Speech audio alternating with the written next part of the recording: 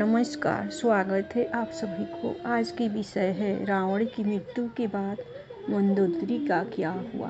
मंदोदरी की काली सच्चाई। रामायण के कई ऐसे पात्र हैं जिनके जीवन से जुड़ी बातें आज भी रहस्य है। इनमें से एक चरित्र रावण की पत्नी का है जिसके बारे में कई रोचक तथ्य मिलते हैं। आइए जाने रावण की मृत्यु के बाद के उनके जीवन के बारे में।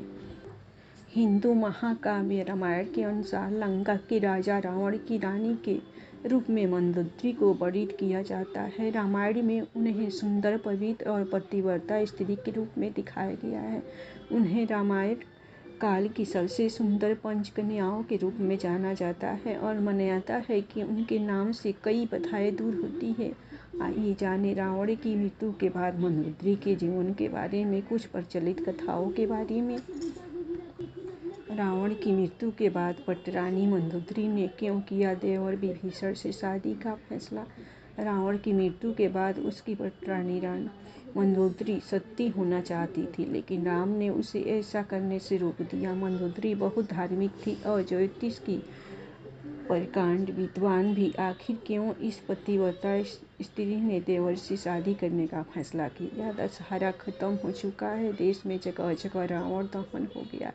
युद्ध में रावण की मृत्यु के साथ ही जब राम की जीत होती है तो उस दिन ही हिंदू धर्म में जीत की इस खुशी को दशहरा त्यौहार के जरिए जाहिर किया जाता है। रावण के परिवार में दो लोग सीता के अपहरण और युद्ध के खिलाफ थे। वो थे भाई विभीषण और पटरानी मंदोदरी। दोनों बिल्कुल युद्ध नहीं चाहते थे और लगातार रावण को सीता को सम्मानपूर्वक राम को लौटा देने के पक्ष में थे, लेकिन ऐसा नहीं हुआ। लड़ाई हुई, उसमें रावण मारा गया। इसके बाद राम ने लंका का राजपाट रावण के छोटे भाई विभीषण को सौंप दिया। लेकिन क्या आपको मालूम है कि रावण की पटरानी मंदोदरी का क्या हुआ। आखिर क्यों उसने विभीषण से शादी का फैसला किया। कौन थी मंदोदरी। पुराणों की एक कथा के मुताबिक मथुरा नाम की एक अप्सरा कैलाश पर्वत पर भगवान शिव की तलाश में पहुंची।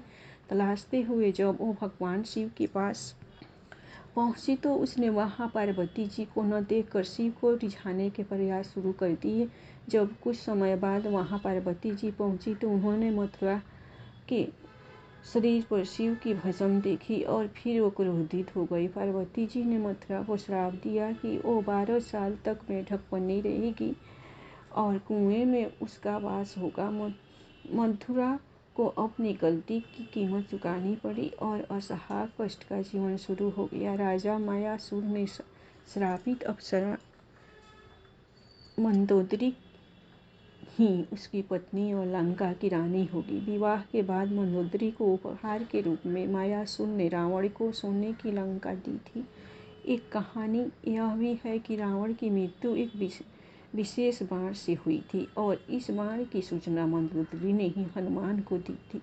रावण की मृत्यु के बाद वास्तव में मंदोदरी का क्या हुआ, इस बात के लिए कोई पौराणिक तथ्य नहीं मिलते, लेकिन कुछ कथाओं में मथुरा को बेटी के रूप में स्वीकार किया। उसे वो महल ले आए, उसे मंदोदरी नाम दिया गया। मंदोदरी अत्यंत रूपवान और धार्मिक महिला थी। इस तरह मथुरा मंदोदरी बनी। जिस समय ये सारी घटनाएं घट रही थी उसी समय कैलाश पर असुर राजा मायासुर अपनी पत्नी के साथ तपस्या कर रहे थे। दोनों एक बेटी की कामना के लिए तपस्या कर रहे थे।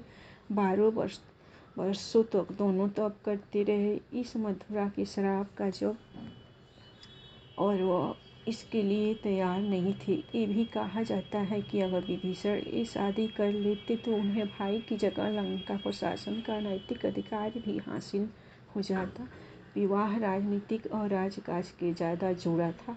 हालांकि ये भी कहा जाता है कि ये विवाह शारीरिक तौर पर पति पत्नी के तौर पर एक दूसरे के साथ जौन संबंधों की बजाय विशुद्ध राजकाज से जुड़ा था, क्योंकि मंदोदरी भी चाहती थी कि उसके पति के निधन के बाद जीवन मिला। वो अपनी नई जिंदगी में बेहद खुश थी, लेकिन इसी बीच उसकी जिंदगी में रावण की एंट्री हुई। मंदोदरी के पिता मायासुर से मिलने रावण पहुंचा। वहीं उसने मंदोदरी को देखा और मोहित हो गया। उसने मायासुर से मंदोदरी का हाथ मांगा। मायासुर ने एक प्रस्ताव ठुकरा दिया तो क्रोधित रावण मंदोदरी का अपहरण कर लाया। दोनों राज्य में युद्ध की स्थिति बन गई, लेकिन मंदोदरी जानती थी कि रावण उसके पिता से ज़्यादा शक्तिशाली शासक है, इसलिए मंदोदरी ने रावण के साथ रहना स्वीकार किया। सीता अपहरण का विरोध। मंदोदरी का चरित्र रामायण में बेहद नैतिक दिखाया गया है। जब रावण ने सीता का अपहरण किया था तब मंदोदरी ने इसका विरोध किया। मंदोदरी बार बार रावण के समझाने का प्रयास करती रही कि दूसरे की पत्नी का अपहरण अपराध है, लेकिन रावण नहीं माना। आखिरकार राम के साथ युद्ध में रावण की बुरी पराजय हुई, वह मारा गया।